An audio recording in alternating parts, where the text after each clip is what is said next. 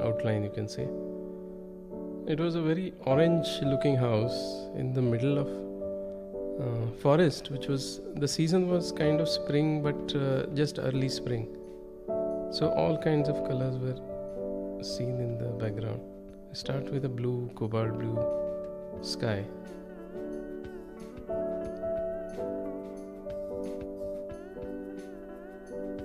I'm taking the blue, most of the time I take the blue down on the, instead of creating an edge, unnecessary edge at the end of the object. It's always good idea to take the very light form of blue, except for leaving the spaces which are going to be absolutely white.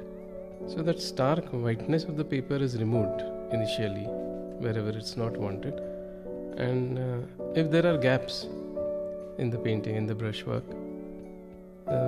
this little blue will connect them together, and there will be a more homogeneous look to the whole thing. And as I come down, it's more earthy green and earthy look of the land. This is actually just a variegated wash. The strokes are not really important, but then it's not very monotonous at the same time, that there has to be a variation between the green, brown, little shadow areas of blue.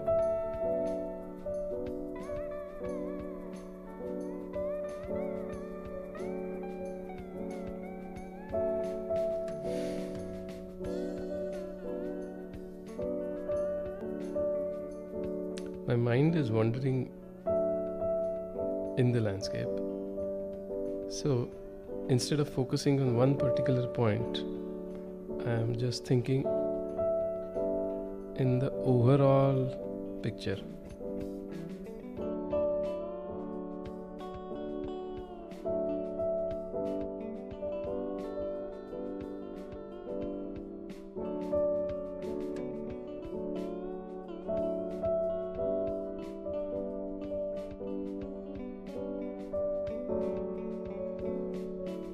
These are the brightest green leaves, the early spring which I'm talking about.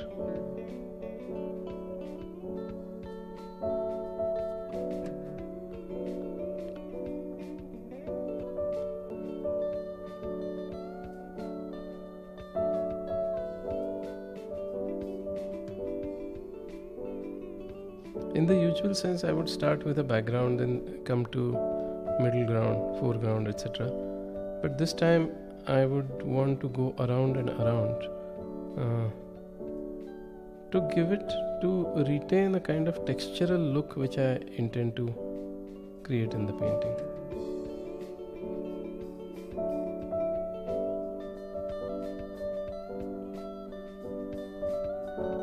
The speed at which I am working might look unusual, but that is on purpose, because I don't want to stick to very sharper, accurate shapes, but to create that roughness and unconfirmed shapes, I would rather say, because in the scene when I saw, I couldn't see one tree or one particular tree after the other tree. It's all mix and complex shapes formed by the texture, and that's the fun of it. I'm simplifying the shapes, obviously.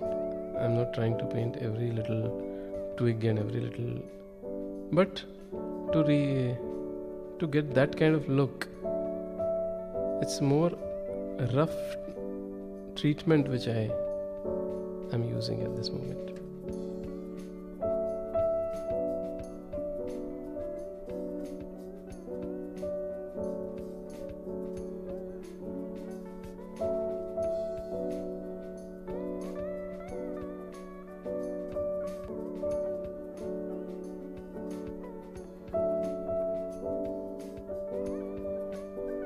If you notice, the entire background is connected together. It's just one single shape with a varied outline rather. And of course the colors and tones are changing every now and then. But there is no sharp edge. So it becomes automatically it becomes a background shape and doesn't catch your eye more than necessary.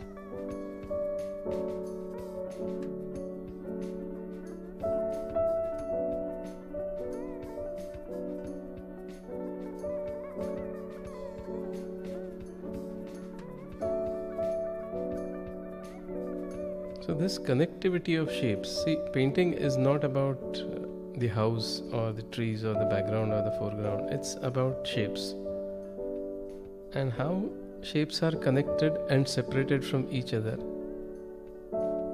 is the beauty of your painting.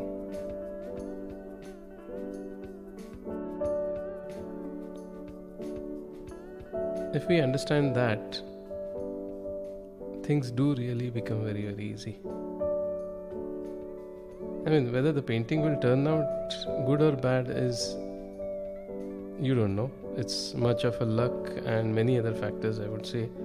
But if you're clear about the shapes and the intermingling of shapes, there are more chances that painting will be more successful, obviously.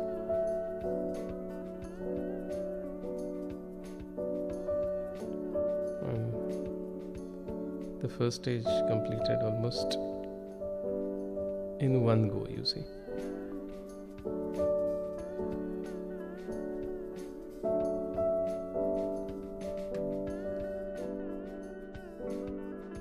Now this is mainly putting down the accurate color of the house, which is flat.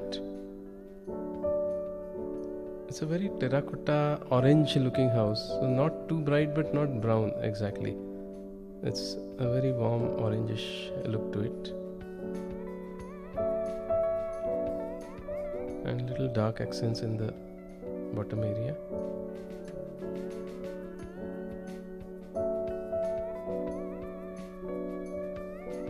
And now the ultimate darks will define the object. Now these darks is a mixture of brown and ultramarine blue, you can.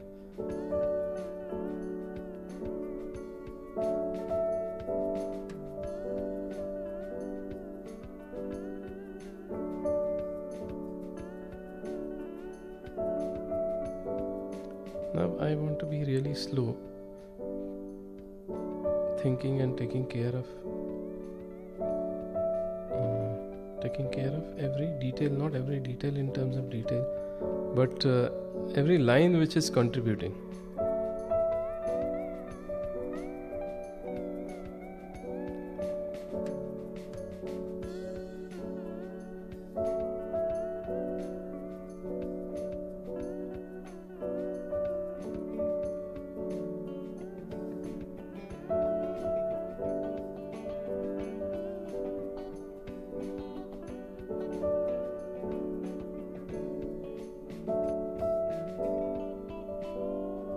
One of the thumb rules of painting shadows is they are dark. Obviously they are dark, but unless you see the reflected light, the shadow won't come alive. And the thumb rule which I'm talking about is, if you keep on making a transition, I haven't come to the shadow areas as yet, but keep on making a transition between warm and cool, and your shadows will come alive.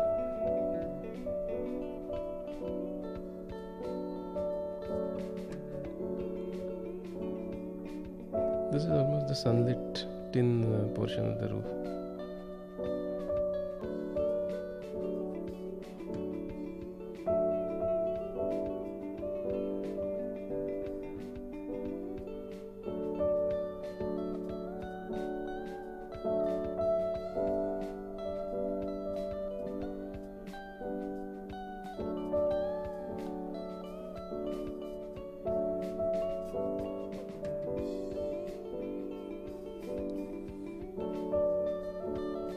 The darkest dark against the lightest light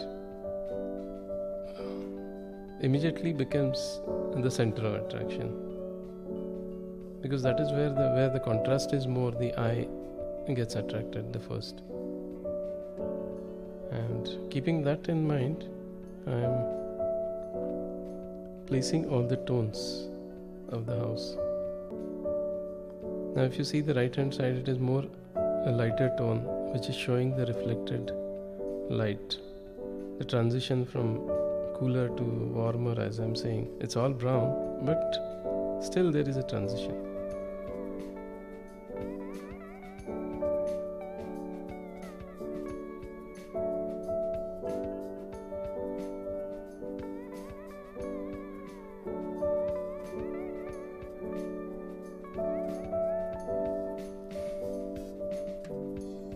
Now it's mostly the superimposed brushwork which I want to do.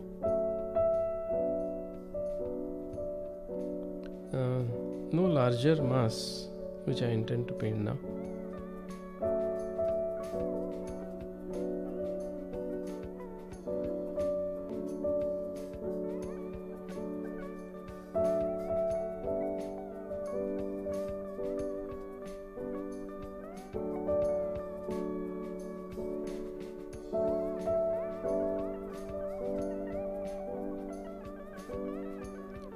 The details are important, but it is not for the sake of detail, it is for the sake of creating a texture which is complementary to the painting, the overall look. Like I would like to do the every stone and every brick. It would be fun, but how much it really contributes to the overall painting, that is very important. So the details are for the textural look more than the details themselves.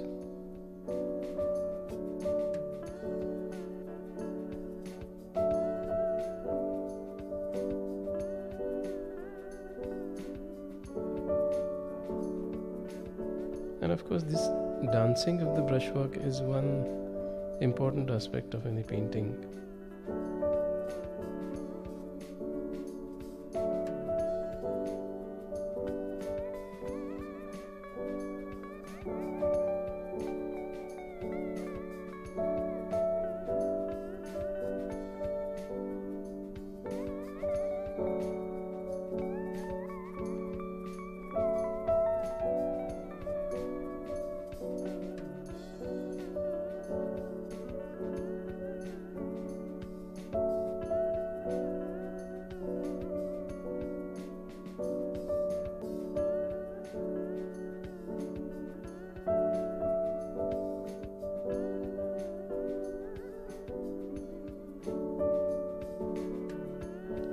Now this is probably the darkest area, which is the window, which is a hole in the painting. So still I'm avoiding black. I could use the black here because that I want it to be the darkest area, but my ultramarine blue and orange serve the purpose.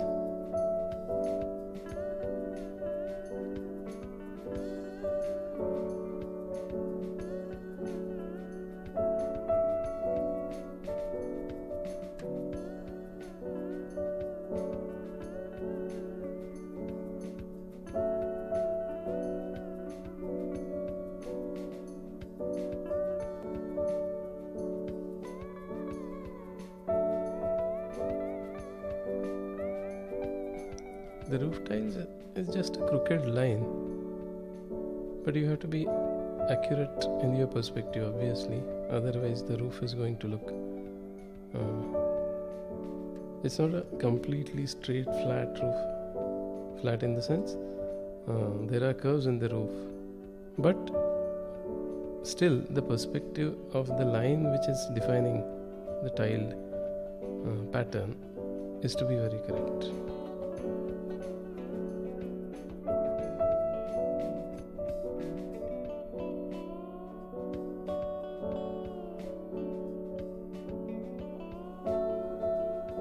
Yes.